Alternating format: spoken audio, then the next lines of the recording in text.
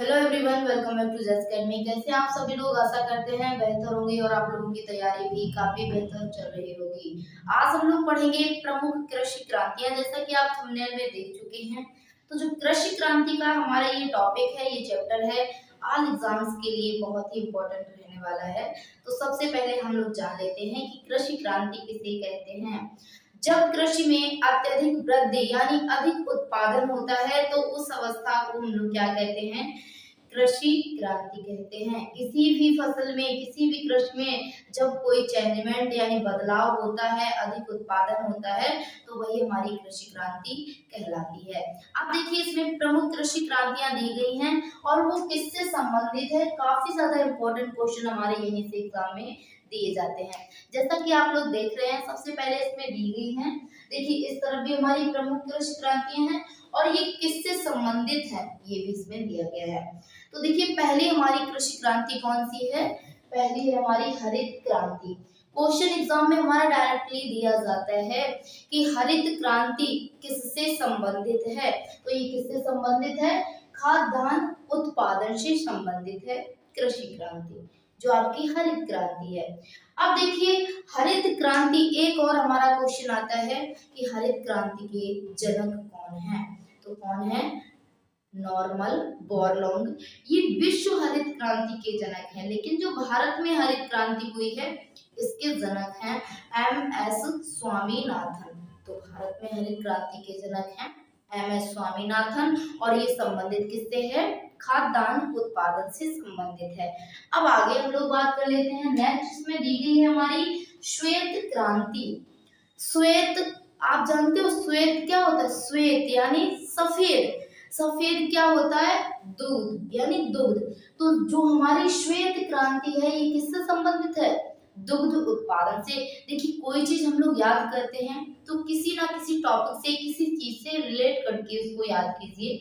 बहुत ही जल्दी, बहुत ही आसानी से आपको याद हो जाता है। तो देखिए, श्वेत क्रांति ये किससे संबंधित है? दुग्ध उत्पादन से। दुग्ध यानी जो दूध होता है, इसका कलर सफेद होता है, तो सफेद यानी श्वेत, श्वेत क्रांति संबंधित है दुग्ध उत्पादन से। आगे बात कर लेते हैं नीली क्रांति। तो नीली क्रांति किससे संबंधित है? मत्स्य उत्पादन। अब यहाँ पर ध्यान दीजिए, जो ये मत्स्य दिया गया है, इसका अर्थ क्या होता है?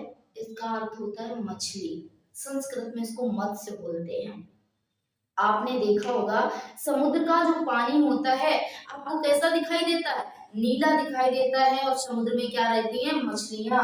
तो मछलियां यानी मत्स्य उत्पादन, मत्स्य उत्पादन ये नीली क्रांति इससे संबंधित है। आगे बात कर लेते हैं हम लोग गुलाबी क्रांति। क्या है? गुलाबी क्रांति। तो गुलाबी क्रांति ये किससे संबंधित है? झींगा तथा प्याज उत्पादन। आपने देखा होगा, प्याज जो हमारा होता है, इसका हल्का रंग गुलाबी टाइप में होता है, बैंगनी जैसा होता है। तो ये कैसे संबंधित है? झींगा कौमा प्याज उत्पादन से संबंधित है हमारी गुलाबी क्रांति। अब आगे बात कर लेते हैं लाल क्रांति। देखिए, रिलेट करके याद कीजिए, बहुत आसानी से याद होने वाला है आज।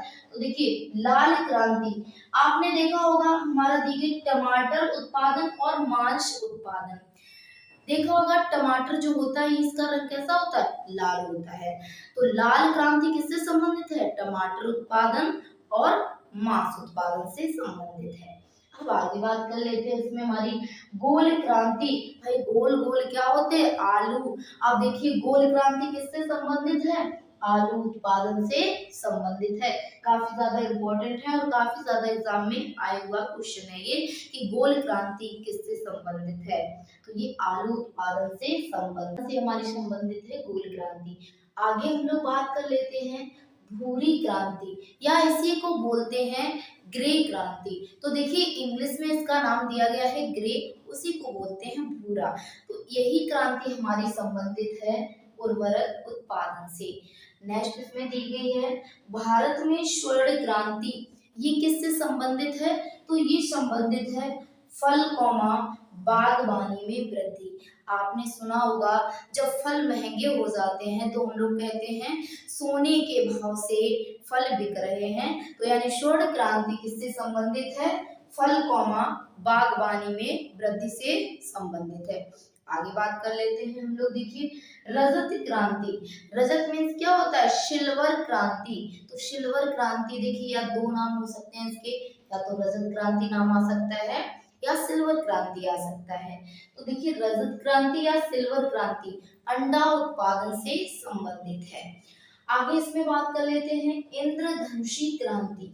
कैसी क्रांति है, इंद्रधनुषी क्रांति। आपने देखा होगा बरसात के टाइम में जब इंद्रधनुष निकलता है तो उसमें कितने कलर दिखते हैं, 7 कलर दिखते हैं। तो वैसे ही इंद्रधनुषी क्रांति हमारी कृषि के सभी क्षेत्रों में उत्पादन में वृद्धि से संबंधित है। जैसे ही इंद्रधनुष में सभी कलर आते हैं, वैसे ही इंद्रधनुषी क्रांति में सभी कृषियां आएंगी और सभी कृषि में जो वृद्धि है उसी को कहते हैं इंद्रधनुषी क्रांति। अब नेक्स्ट बात कर लेते हैं, इसमें हमारी दी गई है काली क्रांति या फिर कृष्ण क्रांति। तो देखिए जो काली क्रांति है या कृष्ण क्रांति, आपने देखा होगा डीजल जो होता है इसका रंग कैसा होता है, काला काला होता है। तो कृष्ण क्रांति या काली क्रांति ये हमारी बायोडीजल उत्पादन से संबंधित है। कभी क्वेश्चन आता है कि कृष्ण क्रांति किससे संबंधित है, तो बायोडीजल उत्पादन से, और काली क्रांति तो भी हमारा आंसर हो जाएगा बायोडीजल उत्पादन से। नेक्स्ट इसमें दी गई है बादामी क्रांति। आपने देखा होगा मसालों में हम लोग बादाम उसमें मेवे में यूज करते हैं, तो बादाम ये हमारा मसालों में गिना जाता है। तो बादामी क्रांति ये किससे संबंधित है, मसाला उत्पादन से संबंधित है। याद रखना बादाम को हम लोग मसालों में काउंट करते हैं, उसी मसालों में हमारी आती है बादाम। तो बादामी क्रांति हो गई हमारी मसाला उत्पादन से। नेक्स्ट इसमें देखिए अमृत क्रांति। अमृत क्रांति इसमें देख लीजिए ये संबंधित है नदी जोड़ो परियोजना से संबंधित है अमृत क्रांति। अब देख लीजिए इसको याद कैसे रखेंगे, तो जो नदियों का पानी होता है ये कैसा होता है, अमृत के समान होता है। तो अमृत क्रांति किससे संबंधित है, नदी जोड़ो परियोजनाओं से संबंधित है। आगे इसमें बात कर लेते हैं हरित सोना क्रांति। सबसे पहले इसमें ये जान लीजिए हरा सोना किसे कहते हैं। कई बार ये क्वेश्चन एग्जाम में भी आया है कि हरा सोना किसे कहते हैं, तो बांस को हम लोग क्या कहते हैं, हरा सोना कहते हैं। वैसे ही हरित सोना क्रांति ये किससे संबंधित है, तो बांस उत्पादन से संबंधित हो जाएगी हमारी हरित सोना क्रांति। तो ये थी प्रमुख क्रांतियां। तो उम्मीद करते हैं आप सभी लोगों को क्रांतियां समझ में आई होंगी, क्लास पसंद आई होगी। तो सभी लोग क्लास को एक बार शेयर अवश्य करें। देखिए 2 लाइन्स कहेंगे जो आपको मोटिवेट करने के लिए बहुत ही इम्पोर्टेंट है कि अशिक्षित को शिक्षा दो, अज्ञानी को ज्ञान। अशिक्षित को शिक्षा दो, अज्ञानी को ज्ञान। शिक्षा से ही बनेगा भारत देश महान। जितना लोग अन्य कामों पर प्रेशर देते हैं, जोर देते हैं, उतना अगर शिक्षा पे जोर दिया जाए तो हमारा भारत बहुत महान और बहुत आगे जा सकता है। जय हिंद। आज की क्लास यहीं तक। Thank you, I love you.